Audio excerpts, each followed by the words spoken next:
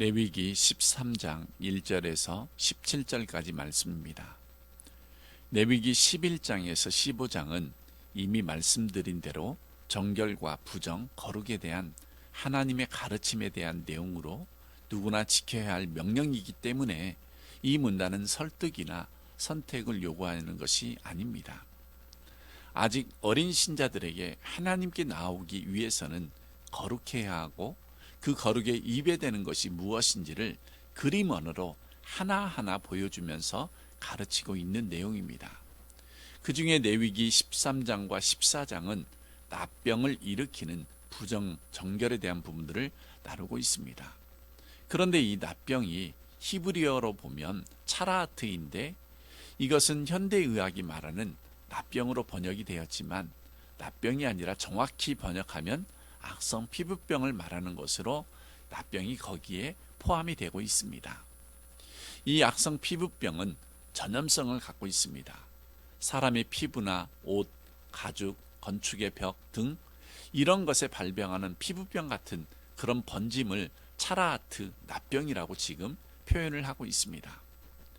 그래서 이 차라하트는 사람의 신체를 상하게 하고 사람이 사는 환경의 옷이나 어떤 건물, 물건 같은 이런 환경을 파괴시키는 그런 것들을 말하고 있는 겁니다.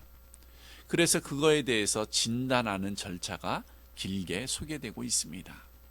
먼저 2절에서 46절까지는 사람의 피부에 생긴 이 차라하트에 대한 이야기가 나오고 47절부터 59절까지는 의복에 생긴 차라하트에 대한 이야기로 분류를 할 수가 있습니다.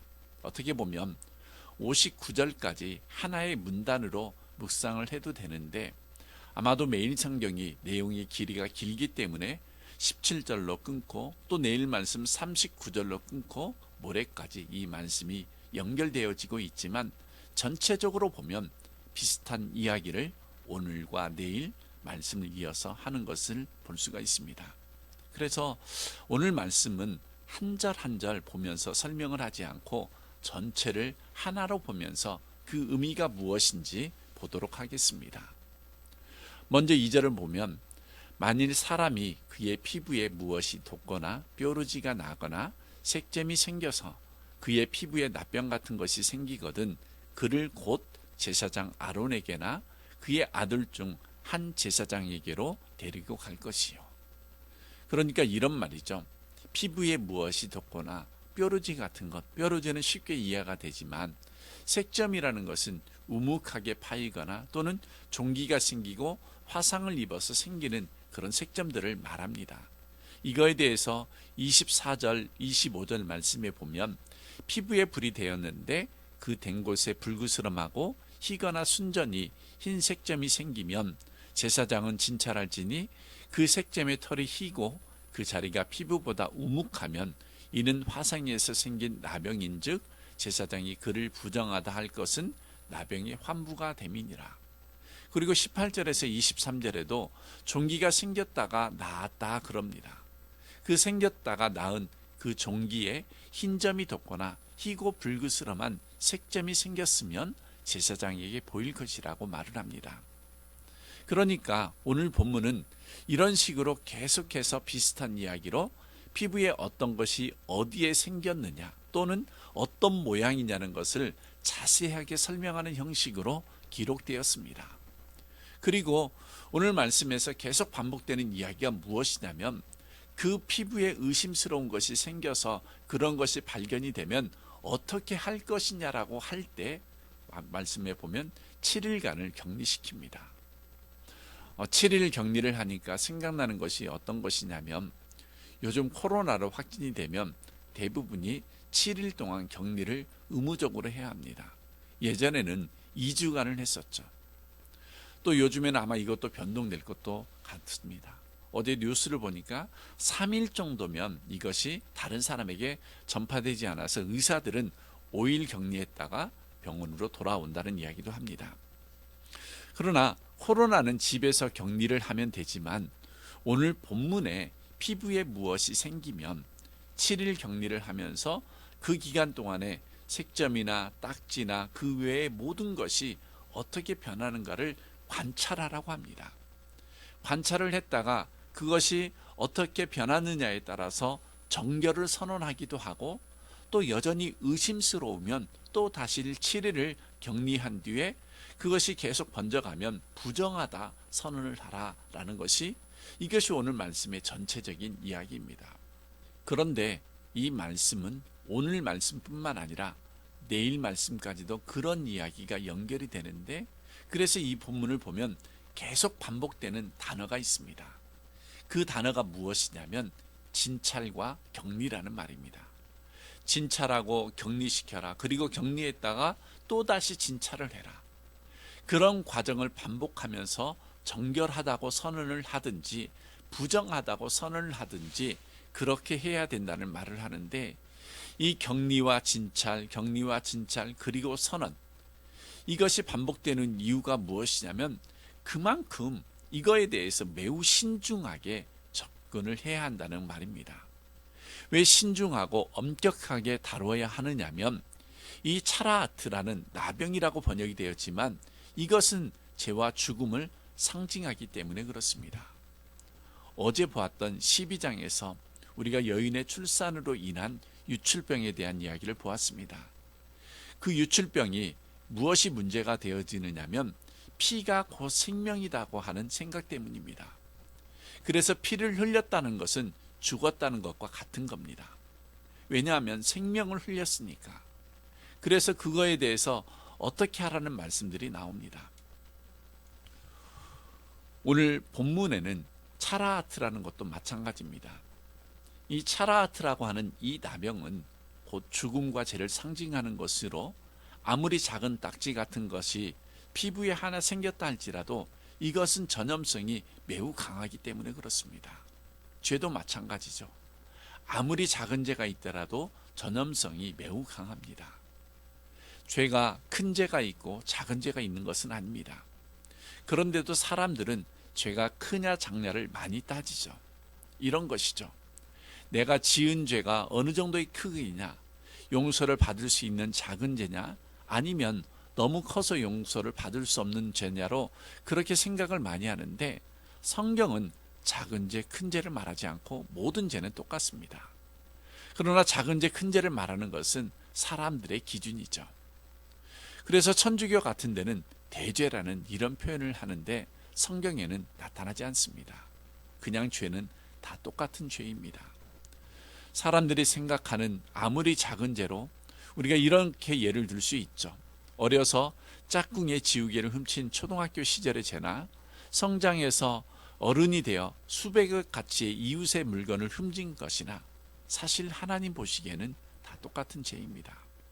그래서 아무리 작은 색점, 반점, 종기 등 이런 것들이 있을지라도 이것을 아주 신중하게 다루고 철저하게 다루어야 하는 이유가, 이것의 전염의 속도가 매우 빠르기 때문에 그렇습니다. 작은 죄를 지어도 금방 이 죄가 전염되어 불어나고 사람을 하나님 앞에서 죄책과 심판에 이르도록까지 하는 것이기 때문에 죄와 죽음에 대한 철저성을 보여주는 말씀입니다.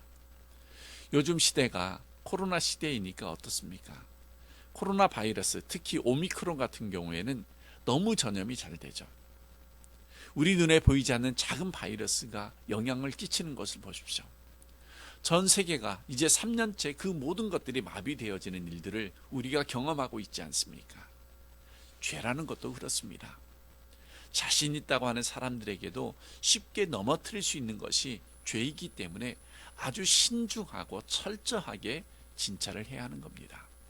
그래서 오늘 본문에 피부에 아주 작은 것이라도 생기면 그 즉시 제사장에게 가라고 합니다. 왜냐하면 그 당시에는 의사가 없었기 때문에 제사장이 이런 일들을 했죠. 재판도 하고 하나님의 말씀인 율법을 가르치기도 하고 제사도 지내고, 더불어서 이런 병에 대해서 진찰을 하고 병이 들었다는 것을 선언을 하기도 하고 또 나았다라는 것도 선언을 합니다. 이것을 잘 보여주는 것이 예수님 당시 그랬습니다. 예수님 시대에도 예수님이 납병 환자들을 고쳐준 다음에 어떻게 했느냐면 제사장들에게 보이라고 했습니다. 바로 이런 부분이죠. 지금 이 레위기에서도 똑같은 이야기를 합니다. 제사장에게 보였다는 것은 이제 신약으로 오면 의사에게 갔다는 것과 같은 것인데, 더 정확하게 말하면 죄의 문제는 의사에게 가는 것이 아니라 예수님에게나 하나님께 나아가야 될 문제입니다. 왜냐하면 이 납병이라는 것이 죄를 상징하고 죽음을 상징하는 것이기 때문에 하나님 앞에 나가서 고백할 때 하나님이 치유나 어떤 선언들을 들어서 정하게 하기 때문에 그렇습니다. 너는 정하다라고 어떻게 선언을 하시는 거냐면, 신약 시대에는 예수 그리스도의 십자가의 피뿌림으로 말미암아 우리를 정결하다고 선언하거나, 아니면 예수 그리스도 하나님 앞에서 그 말씀의 기준으로 내가 부정하고 아직도 죄를 회개하지 않고 여전히 죄 가운데 있는 사람이다라는 것을 말씀을 통해서 비춰주시거나 하기 때문에 그렇습니다. 이게 그냥 질병이라면 의사에게 가야 되겠지만, 죄를 상징한다고 한다면 더 신중하고 어렵게 판단해야 됩니다. 그래서 오늘 이 본문 말씀을 이런 이야기를 계속하고 있는 거죠. 더 이상 다른 이야기는 없습니다. 그래서 이것을 적용을 해보면 지금 내 삶이나 내 마음에 나타나고 있는 그런 죄의 반전들이 있는지 없는지, 이런 것들을 잘 살펴서 만약에 내 마음과 삶을 타락시키는 어떤 것들이 내 속에 있거나, 또는 내 입술로 어떤 말로 인해서 이런 것들이 나에게 있거나, 또는 내 사고방식 속에 세상 정신이나 아니면 죄성이 가득한 세상의 어떤 것들로 가득 차 있다라고 하면, 이것이 그런가 아닌가의 기준은 다른 곳에서 찾는 것이 아니라 하나님의 말씀 앞에 우리를 가감없이 드러내고 봐야 된다는 것이죠. 이것을 판단해서 우리가 정결하다고 하는 것은 예수 그리스도에게 근거를 둔 것이기 때문에, 그 기준으로 해서 자신을 바라보고 하나님 앞에 고백을 하기도 하고 또 회개를 하기도 하고, 그런 뒤에 말씀을 근거로 해서 이 죄책과 모든 더러움에서 정결함을 입어야 할 필요가 있다고 하는 것을 지금 이야기해 주고 있습니다. 왜 그러느냐면 그 죄가 나 하나의 죄로 끝나지 않기 때문입니다. 그래서 지금 이 본문에서 계속 진찰과 격리와 진찰과 격리를 반복하라고 하는 이야기처럼, 이것이 전염성이 강해서 그러는 것처럼 신약의 우리의 모든 죄의 문제도 전염성이 강해서 내가 잘못된 죄를 품고 회개치 않고 살면 나의 옆에서 있는 사람들에게 영향을 주고, 결국 이것은 교회 공동체 전체를 더럽히는 것으로 나타날 수 있다는 이야기를 지금 보여주고 있습니다. 그래서 이런 부분에 대해서 우리는 철저하게 하나님 앞에서 자기를 고백하고 하나님으로부터 정결함을 받아야 합니다. 하나님의 정결은 결국 예수 그리스도의 보혈의 피, 그것을 보여주는 하나님의 말씀입니다. 그리고 그걸 붙잡고 하나님 앞에 자기의 죄를 진찰받아 격리되어야 할 만큼 하나님 앞에 심각한 우리의 납병과 같은 반점들에 대해서 하나님 앞에 내려놓고 고백을 해야 할 필요가 있는 것입니다. 본문 1절에서 17절을 쭉 보면, 특별히 9절 이하부터 17절까지를 보시면 진찰과 격리와 선언을 계속되면서 부정한 자라 선언을 하면 이것은 진 밖으로 내쫓거나 격리를 해야 하는데, 그것을 끝까지 격리해서 내쫓아버리고 끝내버리는 것이 아니라 무엇을 계속하느냐면 계속해서 관찰하고 진찰하라는 것이죠. 언제까지 그 진찰을 해야 하는 것을 본문은 더 이상 말하지는 않지만 아마도 계속 관찰함으로 정하고 부정함을 선언하는 것이죠. 그렇게 계속 관찰함으로써 이 납병이 죄와 죽음을 상징한다고 하면, 그 죄와 죽음의 문제에 대해서, 특히 죄 문제에 대해서 죄인을 죄인이다라고 정죄하고 진찰해서 부정하다고 하면 그걸로 그냥 끝내서 내쳐버리는 것이 아니라 제사장이 계속 관심을 갖고 그의 변화를 지켜보는 것입니다. 이 모습이 신약으로 오면 하나님 앞에서 자기 자신과 공동체적인 이야기를 그렇게 하는 것입니다. 그래서 정결케 되어지면 즉시 정결하다라고 선언을 해주는 것이 필요합니다.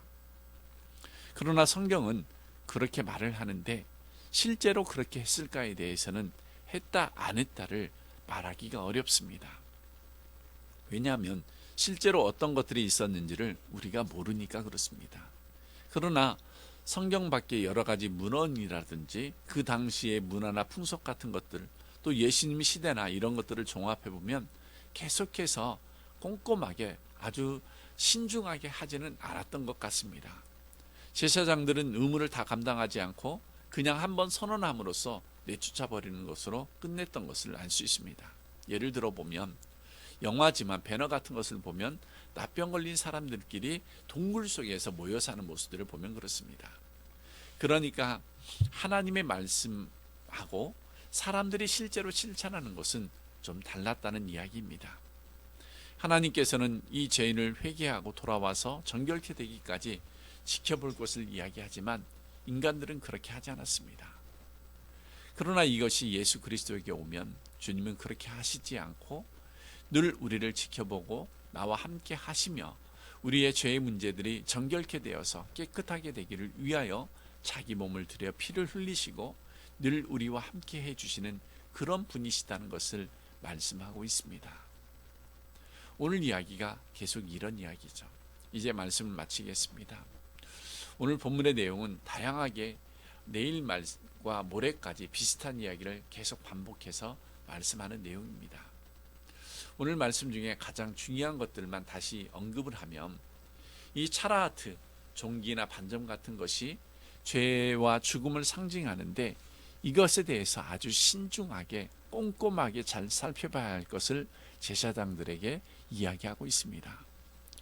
이처럼 제사장에게 와서 고백하듯이 예수 그리스도 앞에서 우리의 죄의 문제를 고백하면 주님은 즉시 그 우리의 죄에 대해서 정결케 하시지만 구약의 제사장들은 그것을 지켜보고 관찰하고 격리시켰다가 또 관찰하고 이렇게밖에 할 수 없지만 하지만 신약에서 대제사장 예수 그리스도는 우리들의 고백하는 죄의 문제에 대해서 어떻게 말을 하시냐면 우리의 양심까지도 정결케 하신다고 그 자리에서 즉시 선언해 주십니다.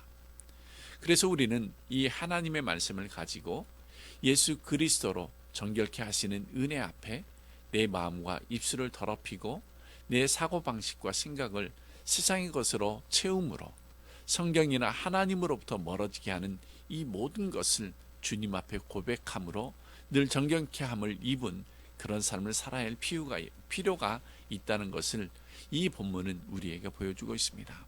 그러므로 반점이 생긴 자를 끝까지 지켜보고 격리했다가 또 지켜보고 진찰하고 하는 이 제사장에 대한 말씀처럼 우리도 나 자신을 잘 살피고 또 죄인을 정죄함으로 끝나지 않는 하나님의 은혜와 사랑 앞에서 자기를 고백하는 그런 삶을 살아야 할 필요도 이 본문은 우리에게 말씀해 주고 있습니다.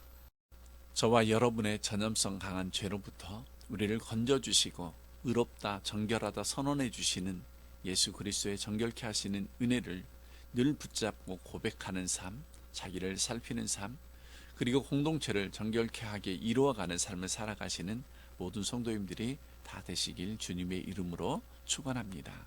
기도하겠습니다. 하나님 아버지, 오늘 레위기 13장을 통해서 우리가 이 차라하트, 색점이나 반점이나 또는 피부에 무엇인가가 생긴 그런 부분들에 대한 이야기를 보았습니다. 이러한 일들이 우리에게 있을 때 주님께서 계속해서 관찰하고 진찰하고 격리하며 그것을 끝까지 추적하는 모습을 보았습니다. 아무리 작은 죄의 문제라 할지라도 하나님께서는 그것을 심각하고 신중하고 엄격하게 다루신다는 것을 보았습니다. 주님, 죄와 사망의 권세로부터 우리를 건지시기 위해서 십자가에서 보혈의 피를 흘리시며 그 십자가의 보혈의 피로 우리를 정결하다 선언해 주시는 그 은혜를 붙잡는 저희들이 되게 하여 주시기를 원합니다.